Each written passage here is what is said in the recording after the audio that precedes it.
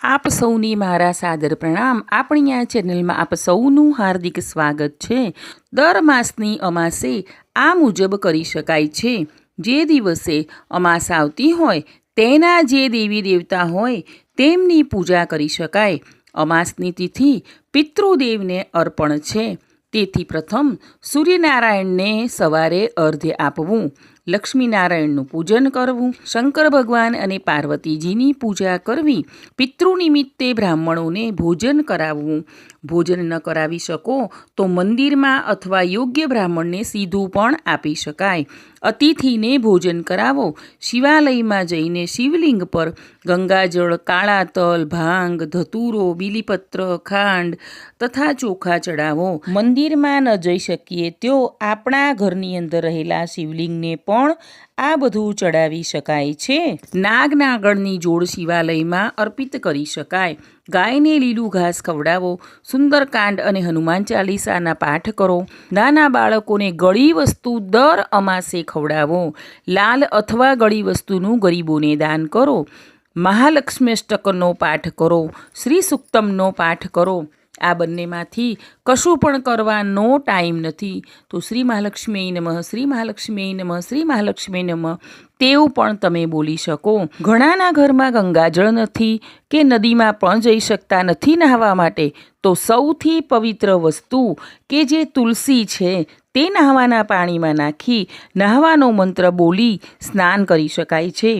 પિતૃઓ અંગે કોઈ કાર્ય આપણી વ્યસ્તતાને કારણે નથી કરી શકતા તો આપણા ઘરમાં આવેલા પૂર્વજોના ફોટાને સ્વચ્છ કરી તેમને ફૂલોની માળા પહેરાવી તેમની સમક્ષ ધૂપદીપ કરી કોઈ પણ મીઠાઈ અથવા તેમને ભાવતી મીઠાઈ ધરાવી શકાય છે। જો ઘરમાં કોઈ વસ્તુ બનાવવાનો પણ સમય નથી તો બજારમાંથી મીઠાઈ લાવી ધરાવી શકાય છે। બાદમાં પૂર્વજોને યાદ કરી તેમની સામે બે હાથ જોડી કોઈ ભૂલ થઈ હોય તો માફી માંગી લેવી અને તમારા આશીર્વાદ અમને પ્રાપ્ત થાવ તેવી પૂર્વજોને વિનંતી કરવી। ઘણી વખત આપણી પાસે પૂર્વજોના ફોટા પણ નથી હોતા, તો જો પૂર્વજોના ફોટા ન હોય તો તેમને મનમાં યાદ કરીને પ્રાર્થના કરી શકાય છે। આ દિવસે ગાય કૂતરાને ખાસ ખવડાવો।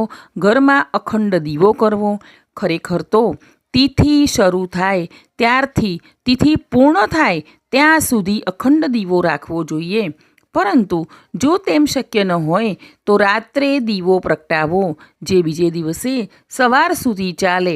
અથવા તે પણ ન કરી શકો તો અલગ દીવીમાં 5 કપૂર લઈને પ્રગટાવો અને દીવીને ઘરમાં એવી જગ્યાએ મૂકો કે જેથી કપૂરનો ધુમાડો અને તેની સુગંધ આખા ઘરમાં પ્રસરે।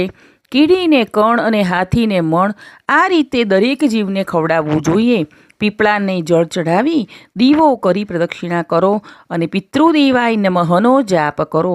પીપળાને ઘણી વખત ભીત આગળ કે એમ ઉગ્યો હોય છે તો આપણે ફક્ત જળ ચડાવી શકીએ છીએ પરંતુ પ્રદક્ષિણા કરી શકતા નથી, તો જે સ્થાને તમે જળ ચડાવવા માટે ઊભા છો તે જ સ્થાને જમણી બાજુથી ફરી પ્રદક્ષિણા કરી ગોળ ગોળ ગોળ ગોળ ફરતા રહો। મનમાં એમ ધારો કે હું પીપળા દેવની આગળ પાછળ પ્રદક્ષિણા કરી રહી છું।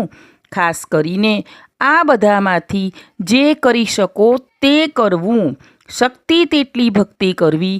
કંઈ ન થઈ શકે તો મનોમન પૂર્વજોને યાદ કરી પ્રણામ કરી લો અને આપણા કુળદેવી તથા ગણપતિ દાદા અને હનુમાનજીનું જે નામ કે જે મંત્ર આવડતો હોય તે કરવો। તમે કંઈ જ ન કરી શકતા હોવ માનસિક પૂજા કરી શકો છો, જેમ કે માનસિક પૂજામાં તમે મનમાં પીપળાને યાદ કરી શ્રી વિષ્ણવે નમઃ, પૂર્વજોને નમન હો વગેરે બોલી શકો છો।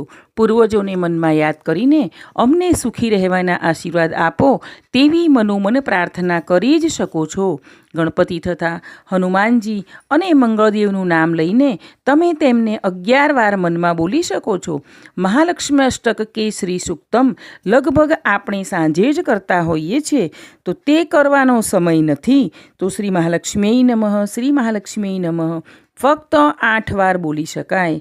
કળિયુગમાં તો ફક્ત માનસિક પૂજા કરવાથી પણ લાભ મળે છે અને આપણા મનમાં મેં કંઈક તો કર્યું છે તેવો સંતોષ થાય છે. ક્યારેય કશું ન થઈ શકે તો મનમાં અફસોસ ન કરવો, ફક્ત ભગવાનનું સ્મરણ મનમાં કરતા રહેવું. હા, કોઈની ઈર્ષ્યા કે નિંદા કે કોઈનું ખરાબ થાય તેવું વિચારવું નહીં કે કરવું પણ નહીં. બસ આટલું જ કરીએ તો પણ ભગવાન આપણી પર રાજી રહે છે. દરેક માસની અમાસે આ રીતે પૂજા કરી શકાય. બોલો ઉમાપતિ મહાદેવની જય.